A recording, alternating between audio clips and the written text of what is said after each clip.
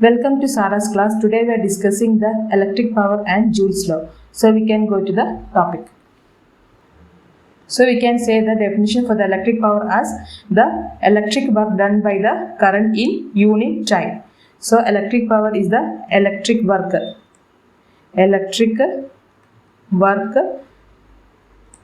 done in unit time. So we can see that whenever current is passing through a circuit, the electrical energy is consumed. So in that case, we can say that the current is doing some work. So that is known as the power. So the power can be defined as the electric work done in unit time. So I can write that's an equation. So electric work. So it is a power. So it is a power is the work done divided by time. This is a work done in unit time. So equation to find the power is equal to work divided by time. In short form, we can write W divided by T. Next, we have to find the equation for W. So what is the work done? So if a current I is passing through the circuit for a time T which have a voltage V, the equation to find W is equal to I into T into V. So that is the equation to find the work. A current I is flowing through the circuit through a time T. It has a voltage V. So the equation to find the work is equal to I into T into V. So we can substitute in the equation. We can put this as equation 1. So we can substitute this in the equation 1. So here we can write P is equal to, instead of W, what we can write I into V into T divided by what's the time T.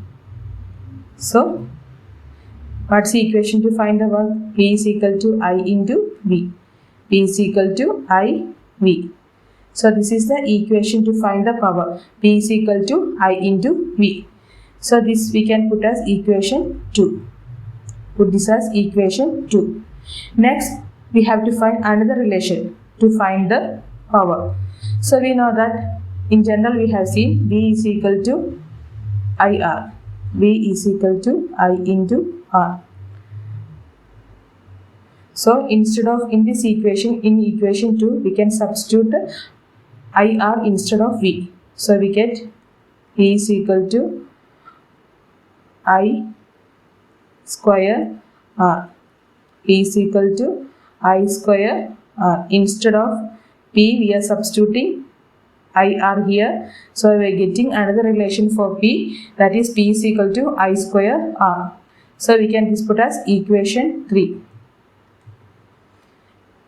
And next, another equation to find the power. We know that from this equation we get what? I is equal to V divided by R. I is equal to V divided by R. So instead of, in equation 2, instead of I, we can substitute V by R. So we get P is equal to, instead of I, we are substituting V by R. So we are getting V square divided by R. We are getting power is equal to V square divided by R. So P is equal to V square divided by R. So we can put this equation 4. So equation 2, equation 3 and equation 4 are the equation to find the power of the circuit.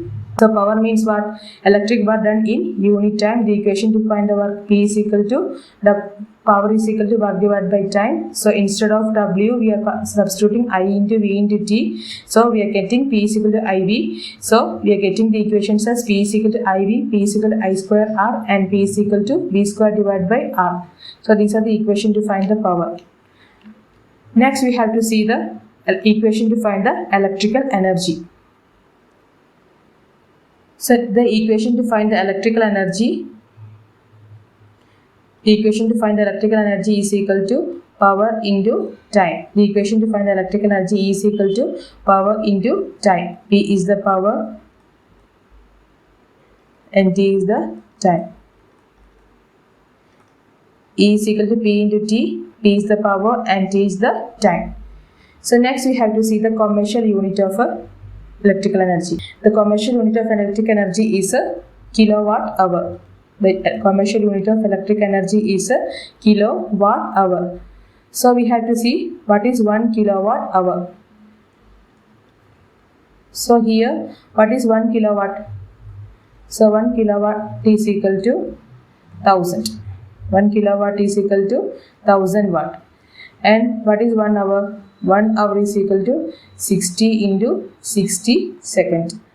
So here we are substituting here in 1 kilowatt hour. So 1 kilowatt is 1000 into 60 into 60. So what we are getting? 36, 6 are 36, and here 3 zeros and here 2 zeros. So here we can see that 1, 2, 3, 4, 5, 6. We are putting decimal into how many places we are taking. So here 6. So here 3.6 into 10 raised to 6 joules. So 1 kilowatt hour is equal to 3.6 into 10 raised to 6 joules. So next we can see the Joule's law.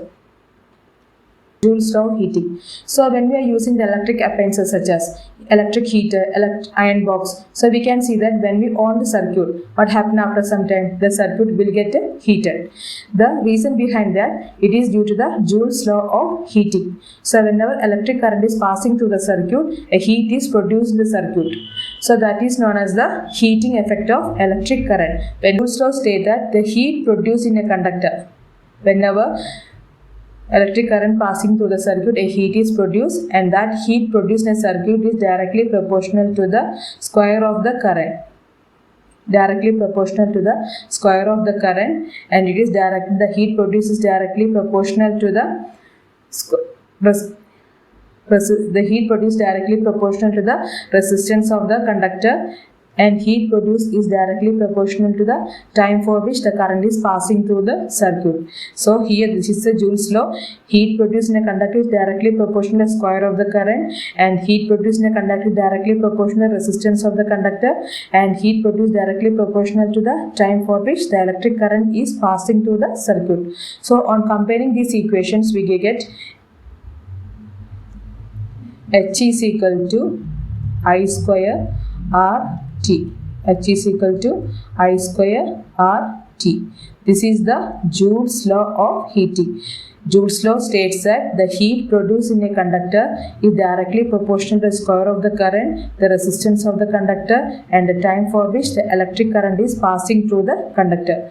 So this is the Joule's law, and this Joule's law is we are applying this in the electric heater, iron box. All this we are using in electric bulb. All we are using this Joule's law of heating. In iron box, we are using to iron the clothes. In that iron box, we are using the nichrome wire. So whenever the current is passing through the circuit, the nichrome will be heated, and we are using that.